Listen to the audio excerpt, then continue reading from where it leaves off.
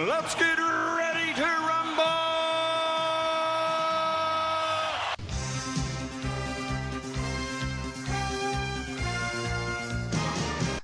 Hello, and welcome to Netflix vs. Cinema, the podcast that's feeling a little bit, I don't know, down in the dumps, long in the tooth, call it what you will, at the moment, due to the COVID situation, due to the fact that America is in the headlines yet again for bad reasons. And anyway, I am your host. My name is Tosin. I am based in Bromsgrove in Worcestershire, and joining me on the Isle of Wight, Sharon. Hello. And I believe also on the Isle of Wight this week is Shaun. Yeah, I'm back to work. I'm one of the key workery type people. So, yeah, I'm here. Hang away. If you're a key worker, so to sort of deviate from films right from the word go, to go off on a tangent right from the word go. Oh, right. Sorry. Yeah. Okay. Let's get back to the movies. No. I'm going. You said key worker. Does that mean that you're going to get vaccinated sometime soon? Well, I don't know. There was talk. No one really knows at the moment, to be honest. No one really knows at the moment. I mean, it's I'm sort of, you just no one really knows. So no, I haven't got a clue, Toes. Not got a clue. Okay. My mum's had her first jab. All right, She's had her first vaccine. She had that before Christmas, so she's had the first one, and she's due to have her second one on Wednesday. So I've arranged my times around so I can take her. And there was an elderly lady who lives down the road who goes to my mum's hairdressers. She was given the appointment. She's 94, but she got very stressed that she couldn't afford the taxi and the buses. She can't walk far enough to get the bus down there to walk to where the vaccine site is. So I took her down last time. Yeah. And so I took her down, got her vaccinated, then came back, picked my mum up because their appointments were like 2 hours apart. And I took my mum up, then I took my mum back. And so I said to this lady, I said, I'll take her back on Wednesday so she can get her second jab. Oh, so cool. I have been running a couple of the elderly folk there. Oh, that's good. But my mum had quite a reaction. She had a nasty reaction, but I think... You're going to be one of the people that everyone's going to be clapped for at 8 o'clock, Sharon. I don't think so. Oh yeah. So mum had like a bee sting on her arm. She had a big red bump and then a big halo around it. The clapping thing. Anyway. Would like to think. Well done, Sharon. Would like to think that will be the last time COVID rears its head, and this would be like a lovely COVID-free zone where you can just talk about films and what we've been watching. But I'm not sure we can make that promise before the end of this. Give it a good go. We will give it a good go. We'll give it a good go. So once again, welcome to Netflix for Cinema. And on this podcast, what usually happens is that we go and watch, between us, usually 3 things in cinema in a week and 3 things at home on a week. And we talk about, it's like the streaming wars. Which screen is going to win your eyes? The big screen or the very, very small screen? Which one are you going to spend your money at? And obviously, because of the current situation in the world, there we go, talking about COVID again. Because of the current situation in the world, cinemas are not a thing. Cinemas are just not a thing anywhere in the UK right now. We are now in the third lockdown. So we are just going to talk about things that the small screen has been offering up as a substitute, pretty much. We're going to talk about what it is we've been watching. And last week, if you listen to the show, we all spoke about Black Narcissus. We were talking about how we were all going to watch Black Narcissus, and then we're going to come back, and then we're going to review it as a group. And in typical Netflix versus cinema fashion, we failed to do that. We all failed, all apart from Shaun. Shaun, Beast Mode Shaun, who goes, yeah, we're gonna watch that. Cool, I'm gonna go watch that. So earlier this evening, we were on our WhatsApp group, and I was like, "Oh, what have we seen?" And Shaun was like, "Black Narcissus," and I was thinking, "Oh, I didn't get to watch that." Okay, I think Sharon and Shaun would have to talk about that without me. And then Sharon was like, "Oh yeah, I didn't watch that either." And Shaun was like, "Oh, was I the only one?" They were like, "Sorry, Shaun." Sorry. Yeah, it's like mea culpa. I just did not. Yeah. So it's there waiting.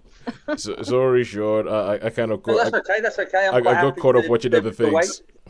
I'm quite happy to wait. I know life gets in the way, really, doesn't it? Yes, it does. So that means that next week we have Black Narcissus lined up for next week. That we're going to try and talk about that. But now we're going to kick off with something that it sounds to me, based purely on the title of this film, that this is a little bit of a holdover or hangover from Christmas. That Sharon, Christmas has been and gone, but the same way everything about us makes us feel as if we never left 2020. You're kind of like, oh well, I might as well sit around and watch some holiday Christmas movies. Am I correct in this film that you're talking about? It is and it isn't. It's one of those ones that Christmas features, but it's not a Christmas film. Okay, but so this is a film called Holidate. Holidate. Holidate. Yes, it's on Netflix, and it's basically, it starts off. When does it start? It does start off about Christmas time, which is probably why it's been pegged as a Christmas film, where a young woman who, Emma Roberts, has been single for a while, and every time she goes to a family event, they're like, hey, where's, it's been a while now since you split up with your boyfriend, isn't it about time you found yourself a man, blah, blah, blah. And then her husband and her aunt turns up with this, they describe them in America as like a mall Santa. So I think that has a particular meaning. If you're an American, you'd probably think, ugh. Just going, oh, Father Christmas, how nice. But anyway, he's a bit sleazy anyway, this guy. And she says, and he goes, yeah. And she goes like, who's that guy then? He goes, oh, he's my holiday. And he's like, what's a holiday? Basically, it's someone you pick up, you bring them to Christmas or an event, and then that's it. You don't have to worry about seeing them again. It's just a date for the holiday, or the national holiday. Yeah. And so the film then progresses where this young woman meets this young guy, an Australian guy working in Australia, and he's in a similar situation. He's newly single. He's fed up with all people trying to set him up or having disastrous dates with people. So they agree to be each other's holiday. So basically, it's like there's no commitment. It's just they're plus one for whenever there's an event going on. So, and they decide to be there. They'll be their holidays for the next year. So they end up being their holidays for Valentine's Day, for Easter, in America. There's loads of American holidays. I'm thinking, is that a thing then? Yeah. But it was, I think, like Labor Day and Halloween. And anyway, basically, there's these sort of vignettes all the way through where they basically turn up and go to these events. I don't know about you, Shaun, but I have a feeling I feel like I've seen this film before. I guess it's like could be like quite a few. Yeah, I think it's a trope, but it's a romantic comedy, but it is quite earthy. I mean, there's surprisingly quite a lot of swearing in it, and they don't flinch away from the whole maybe sort of friends with benefits element of relationships. That was one of the films I was thinking of. Yeah, and there's a couple of scenes that you think, oh, okay, that's interesting. Sort of like the bodily functions are mentioned in a couple of scenes. You think, okay, so this is not this is not your Hallmark holiday film. By some of the references, you're thinking, oh, okay. Some of it was genuinely funny. There were a few laugh out loud moments that I think more because I was just shocked at what I was seeing. I thought I laughed at. I was like, sort of that nervous reaction. Like, oh! Sharon, you didn't watch it with your mum, did you? No, I had headphones on and I had it on my oh, right, okay. What would your mum have thought? Oh, she wouldn't have lasted the first 10 minutes. No. That would have been, no, we wouldn't. So it is as of a type, but it was more like a bride. I haven't seen Bridesmaids, but it's that sort of humour. Oh, okay, gotcha. Gotcha. Right, okay. So it isn't your sentimental, I call it like a Hallmark type film, but we all know the ones. They're slightly soft focus. They're always about like this working, this busy city type woman who ends up going to a small town in America. Yeah. She sees a couple of Christmas trees and her old high school boyfriend, and it all comes back to her. Why on earth did she leave the small town when it's perfect? Anyway. Yeah. And then, it's everything slightly misty. You think that they got some sort of grease on the camera lens. Yeah. The closest I got to that was watching an episode of The Simpsons that makes fun, that essentially parodies this type of film. And where they come to Springfield to make one of these sort of like Christmas movies, but at the same time, the way The Simpsons does is like, while parodying the whole someone coming to a small town, they actually make the episode one of those films at the same time, where the woman ends up having like a relationship with a holiday romance with Principal Skinner. That was the closest I got to that. Oh, and reading a BBC article that was all about this type of film and why this type of film is so popular right now. Yeah, they are it is just like a box of chocolates. You there's a certain time of the year that can eat that guilt-free. You can almost say, I know it's wrong to eat a whole box of chocolates, but I'm just going to do it. So if you watch like 2 of these Hallmark films, you are in danger of sort of contracting diabetes, but you tend to think, I will watch it anyway. This is not quite in that category. So it's aware of that trope. Yeah. And then it turns it on its head. So there's a big scene where there's like a big declaration. They always do it at these things, like it's a proposal or it's some sort of declaration. And I always look at those and go, don't do that. That's manipulative and that's embarrassing and it's just plain creepy. But they always do it in these films. And so they do it in this one, but they are aware of how manipulative and creepy that sort of public declaration or proposal actually is. It's nothing romantic about proposing in front of 400 strangers in my eyes. It's just you're just doing it so that they can't say no. Okay, so it sounds like one of these sort of Hallmark films that, well, from the language from what you say about the language, it would never be on Hallmark. But so it sounds like it tries to be this sort of film while also shying away from everything that makes one of those films that kind of film. So does it work? How many stars would you give it? I would say it works. It is genuinely funny in places, and you do end up sort of rooting for them as you do against your will sometimes. But it's one of those ones where the 2 leads are likable, and there's enough humour in it to carry it through the worst sort of types of these sort of films that they generate. So I would say yes, it's entertaining. It worked, but I'd say I'd give it a 3 because it is what it is. At the end of the day, it's a romantic comedy. Even if it's self-aware, it's still what it is. Yeah. So I would give it a 3. You see, I'm just getting this image of you sat down on your sofa at home, and then you catch yourself caring. You're just sort of sitting there going, "Oh my god, this! Oh no! Oh! Where did that come from? Oh no! Oh, for goodness sake! Slap! Yeah. Okay, all right. So from that we together, woman. Okay. You know what came up on my Amazon Prime the other day? On a big banner, a big massive banner at the top of the screen. Yeah. After We Collided. Oh, for goodness sake. And honestly, I mean, the way it just says, like, get yourself together, woman. It made me think, oh man, I almost want to watch this just so I can join you. I can join. I think I want to go watch After just so I can join you in that place where you're like, oh, this is not worth it. All right, so talking about things that are being like, at the banner at the top of a streaming service, something that is just being pushed and shoved down your throat. Shaun, you saw something called The Serpent. I did see some. Yeah, this was just normal terrestrial BBC One. Well, this was on the iPlayer. Yeah, it's BBC iPlayer. Yeah. Yeah. And this is which is sneakily becoming a massive streaming service. Yes, I know. There's some good stuff on there, I must say. So this is about Charles Sabraj, and he was like during the 1970s. He was in Thailand, and he obviously used to kill and rob a lot of backpackers. And so it's basically this story, and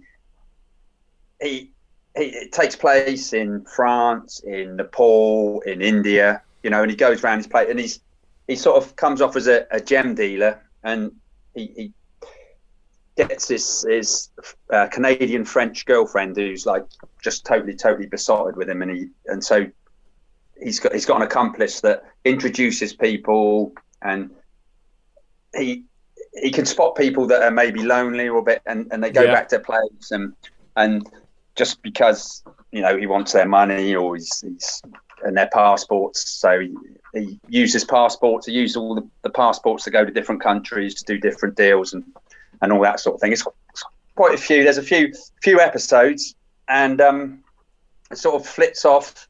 It flits a little bit back and forth, and you've got this. Basically, two of the people that have been murdered, a couple that have been murdered, they're down as Australians, but they're actually Dutch, and nobody's really paying a lot of attention to this thing. But there's this one person who works at the Dutch embassy that decides he wants to investigate these, and much other people saying, "Oh, don't worry about it. It's just backpackers doing too much drugs," and they, that's what they do. because obviously being about that time of year, it was all about going to Nepal and all that. So yeah. But anyway, he's not happy about it, so he investigates a little bit more.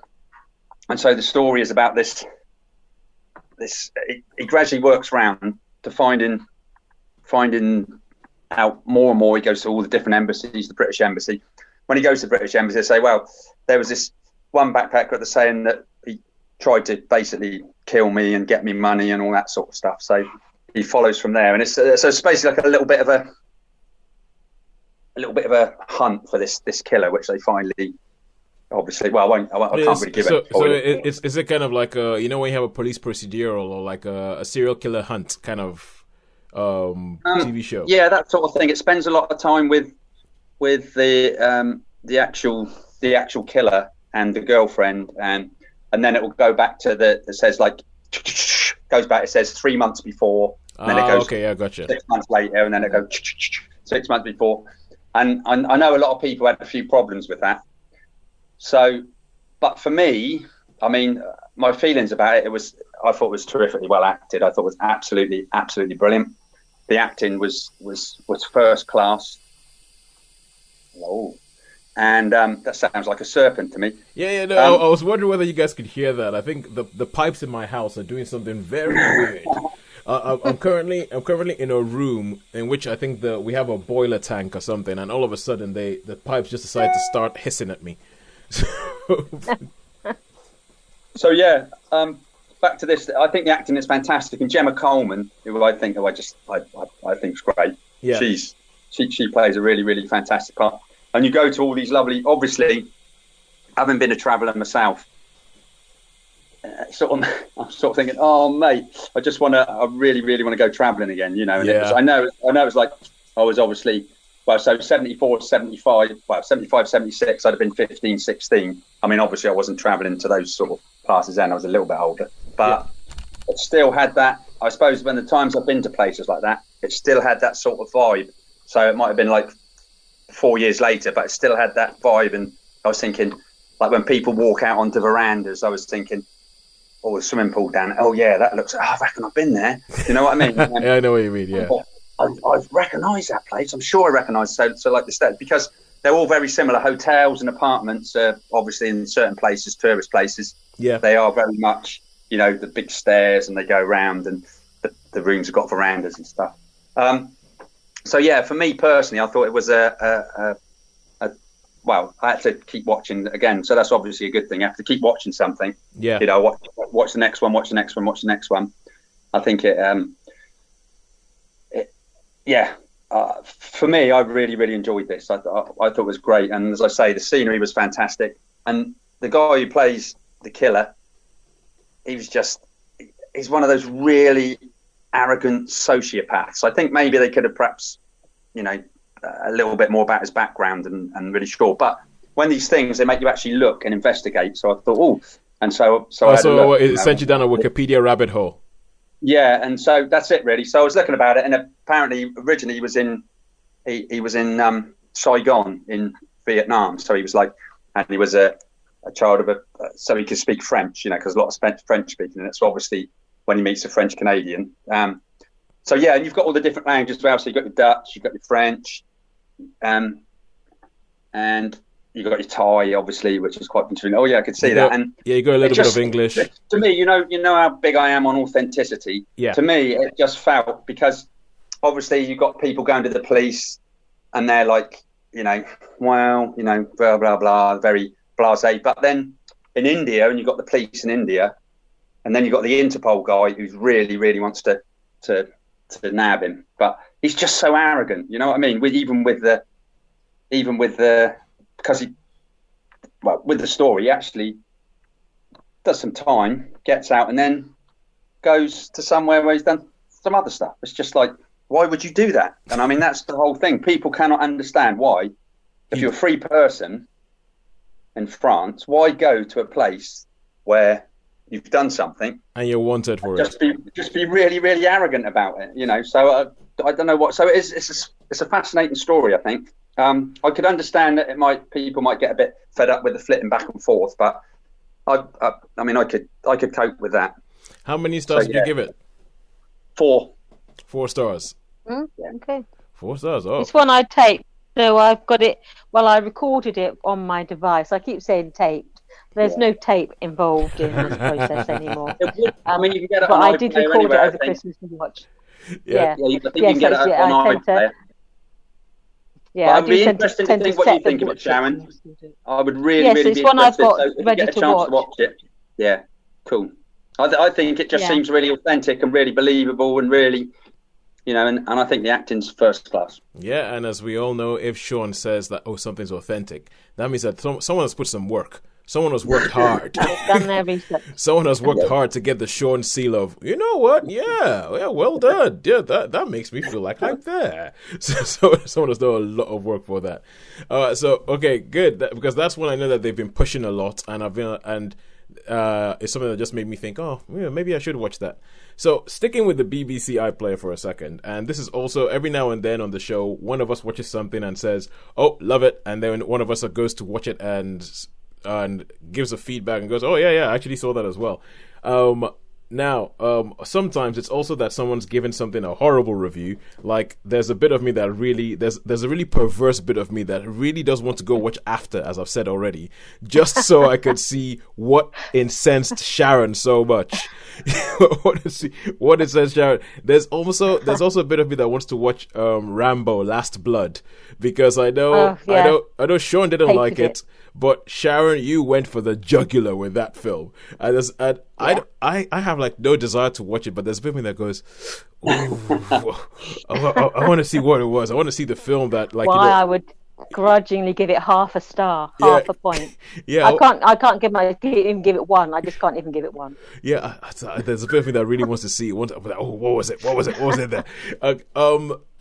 But this is something that you watched, Sharon. You watched Ghosts. And love it. Just to give a quick bit, I think everything you said about Ghosts you can search for it on one of our previous shows. Everything you said about Ghosts, I think I have to agree with. I think it is a very, very, it's well written. I mean, I think the comedy troupe that haven't given themselves a name, but they're the same people who did Horrible Histories, the same people who did Yonderland. They have written. It's really, really good. There's bits of it that remind me a little bit of Rent-A-Ghost, if you remember the like the 70s, 80s like British comedy TV show, which one of the shows we randomly got in Nigeria for some reason. There's bits of it that remind me of Rent-A-Ghost, but I think just the interplay between every one of them, the comedy in it, I think is really, really good.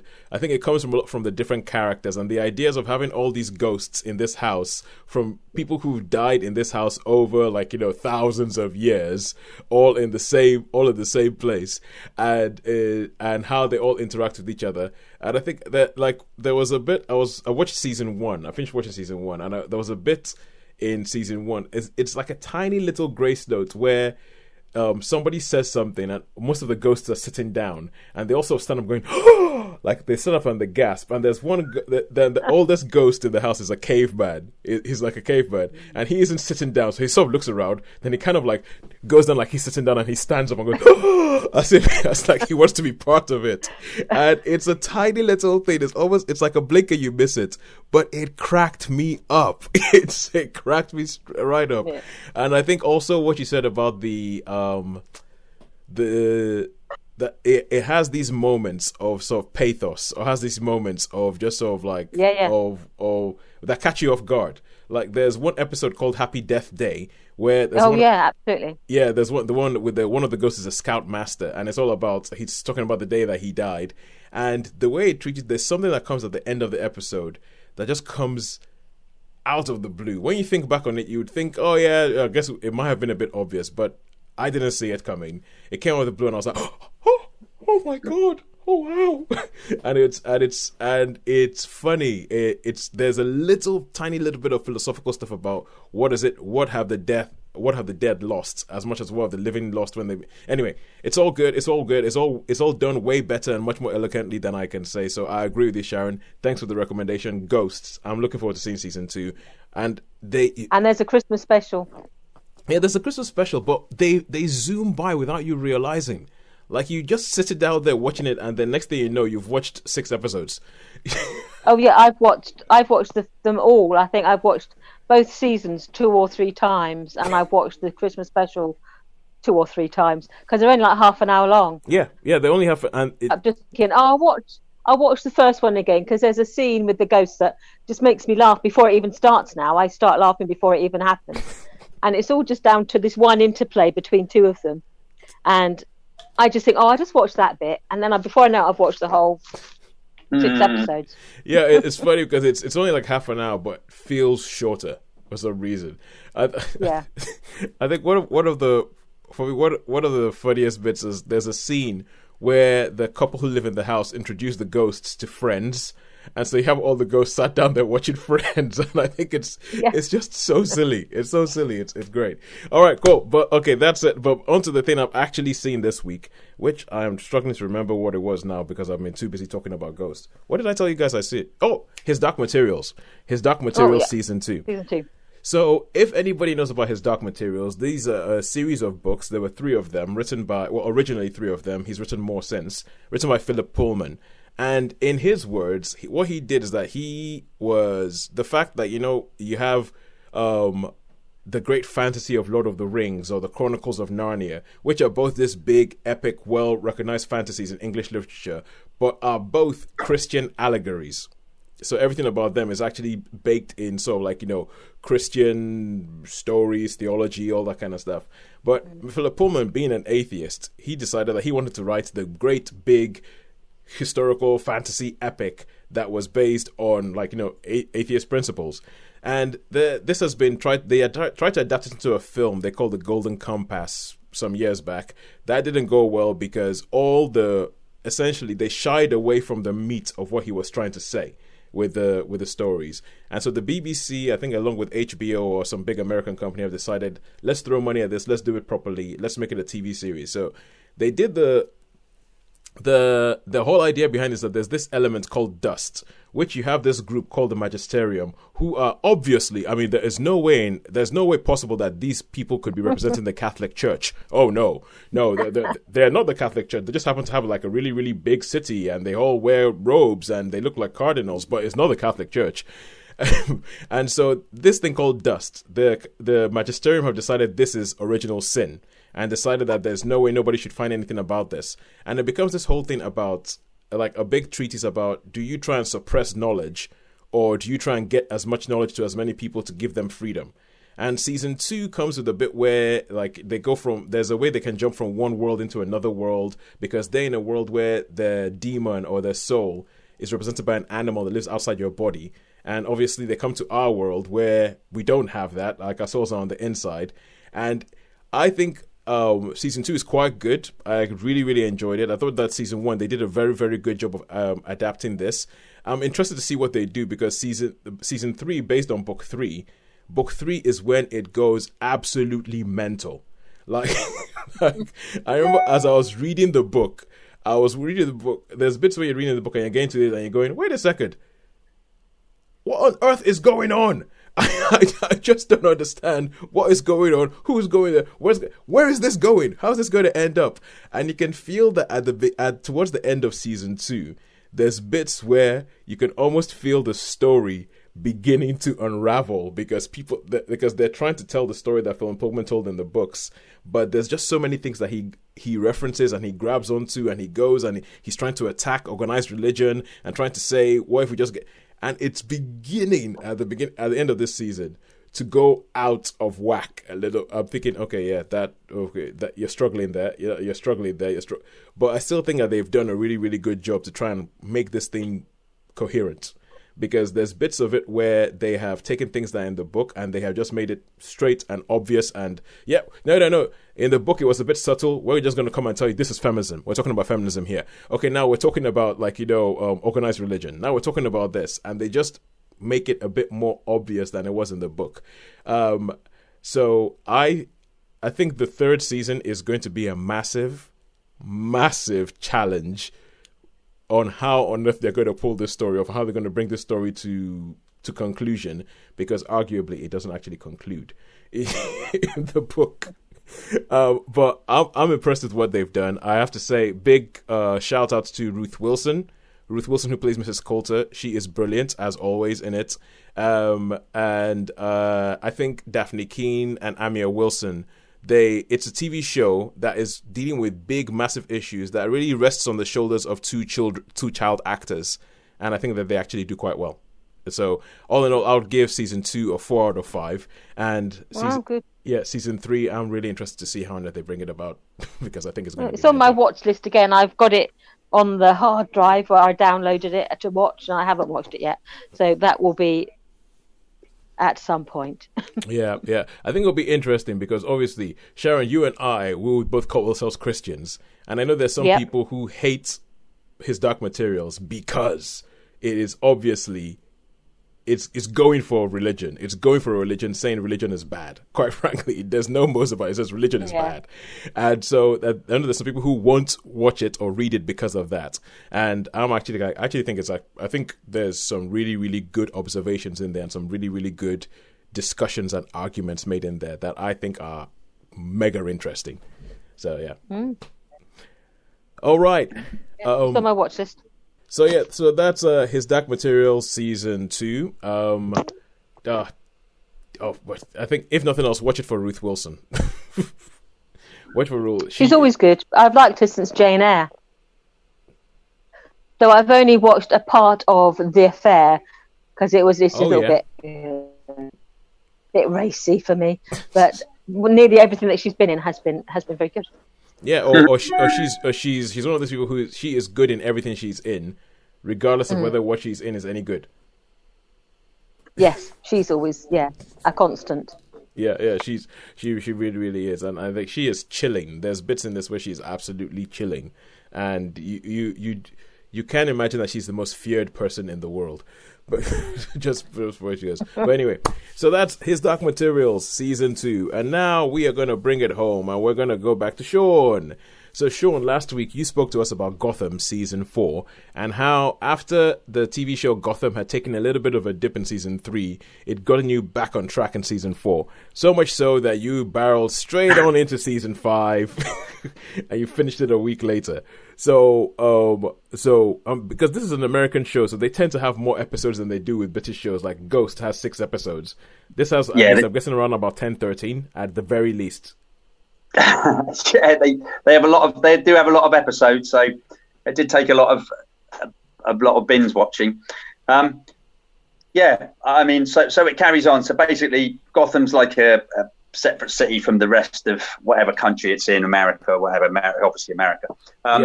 So it becomes, and so there's like different areas. So the gangs just sort of take over and they resurface, and it becomes a bit there, and then. Commissioner Gordon sets up a place called Haven where, you know, all the sort of people can be looked after and stuff. And then on the outside world, you've got saying, oh, it's a horrible place and we're not going to come and help you out and you've got to do stuff. So, you know, we're going to leave it, see how it is. We're not going to give you any help because there's no way into Gotham now. So Gotham's a whole separate entity. And you've got all the regulars. You've got all the regulars there. You've got the Penguin. You've got the Riddler. You've got Selena Kyle, Catwoman, Poison Ivy. They all sort of turn up in different episodes again. And then you actually get Bane. So we got Bane, you know. I have got the dragon. So in towards the later episodes, you get Bane, and you've got Hugo Strange, which I find him. He's not in it a lot, but he's like a doctor that does things to people, you know, and he's quite a interesting, Hugo Strange. Yeah, so not the Doctor Strange. He is a doctor, but they call him Hugo Strange. Yeah, I'm trying to remember him from the comics. I think he's one of those characters that I'm only vaguely aware of from the comics. Yeah, that's similar with me from the comics. He's not. I think he might be in one comic, and So he's a really interesting character. As I say, you've got Bane, and they decide that they're going to take out Gotham. Basically, they're going to destroy. They're going to, Gotham's going to be taken to ashes. So all the different factions in Gotham, they have to sort of team up for a short while to defend themselves. So that's quite an interesting concept. And then obviously you've got he's obviously the Joker, but I don't think they're allowed to call him the Joker. But probably not. Oh, I'm John, Jake, Justin, whatever you want to call me. All words with J sort of thing. So, and that was great. I really liked that. They were obviously saying we can't use the Joker for some reason. So we're going to make it. It's like we can't use the word Joker, but this guy does have a white face, red lips, green hair, wears a purple suit, but he's not the Joker. So yeah. Just like the Magisterium and his Dark Materials is definitely not the Catholic Church.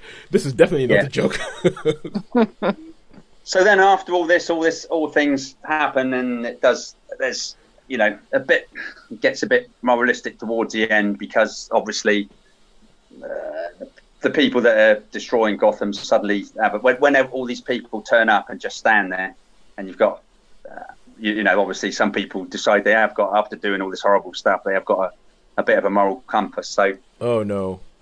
so that was a bit of a thing, and then you got the last episode, which is 10 years later, and obviously it's, but okay, I mean, the last episode was okay, Shaun, I can see you're bursting, but no spoilers. It's okay. It was I'm not going to say, but it was the last episode was that was like the cherry. So okay. I couldn't read your face at all there. I wasn't sure whether you were disappointed or really, really delighted with that last episode. I couldn't read. I tried to keep that one, but it really, really delighted. I mean, season 5 as a whole, it had some great ones. It had some mediocre episodes and a couple of what I would call not so good episodes. So, I mean, the season as a whole, I guess, I think I probably preferred season 4 to 5, but the cherry was the last. The cherry was the last episode, and it was just like, oh yes, we do like this. This is just like superb. It's just like proper superb. So okay, because the thing is, I always think that last seasons of TV shows are really, really difficult to nail, because whatever's happening, you kind of know this thing is coming to an end. So it's I mean, obviously we had Game of Thrones a couple of years back, which caused so much kind of like debate as to was it good, was it terrible. And I think you have people on either side who are going to say this, but I think like last seasons are actually quite difficult to nail, and so it sounds like, because they're wrapping some things up and all that there might be some dips and all that, but all in all, you seem quite happy. Yeah. It was on the whole, as I say, it was. I think with a couple of episodes that I thought weren't quite so good, there was a few. I had a few of my issues with it, about having a bit like moral compasses and stuff. After certain something things happen, something conveniently, It's like you've been like this for 4 years, and all of a sudden, conveniently, you're going against everything that we've learned about you in the last 4 years to go do that. That sort of thing.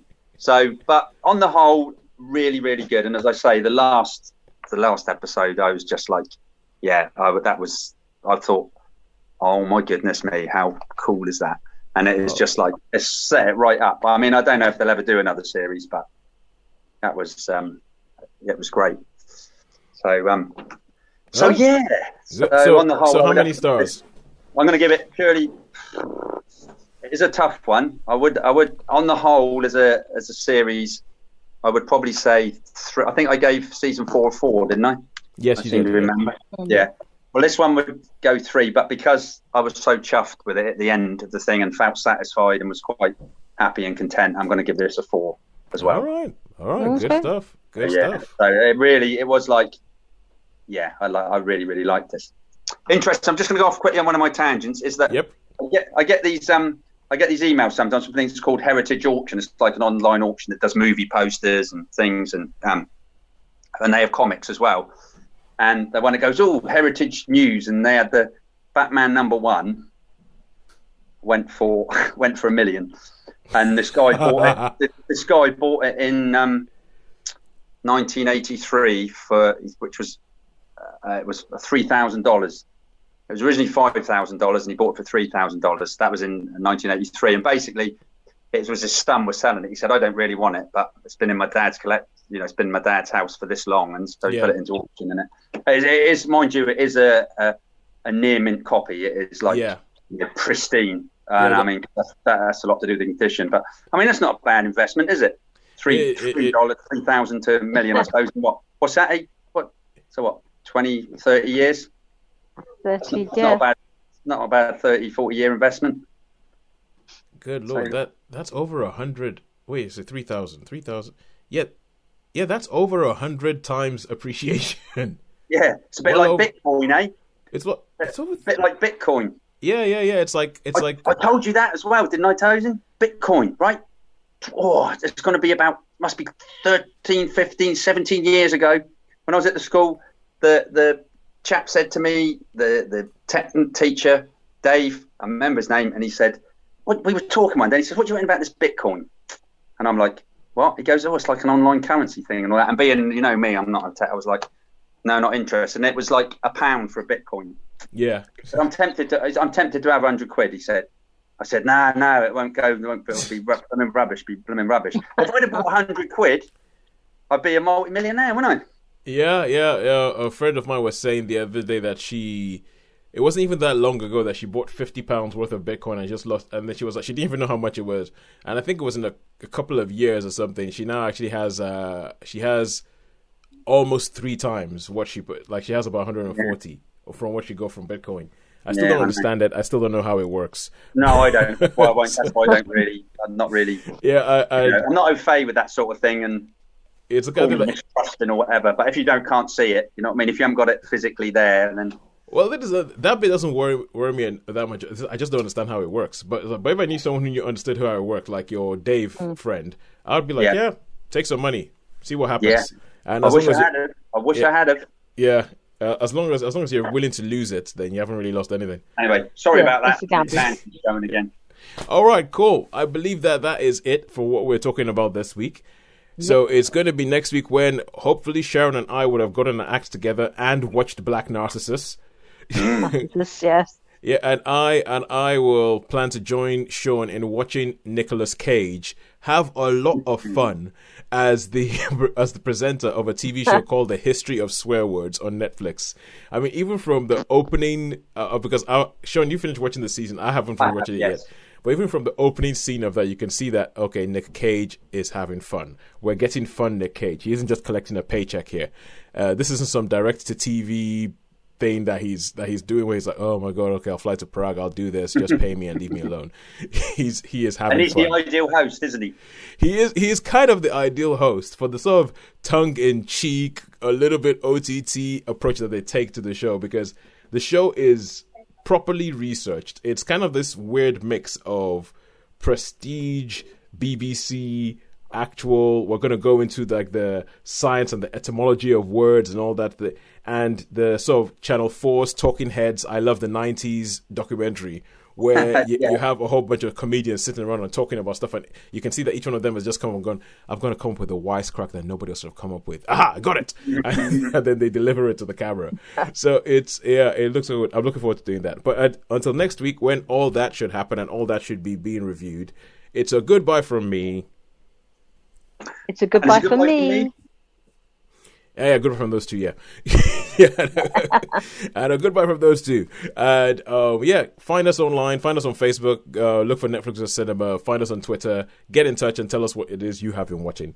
It's been great to have you with us, and we'll speak to you soon. Bye. Bye.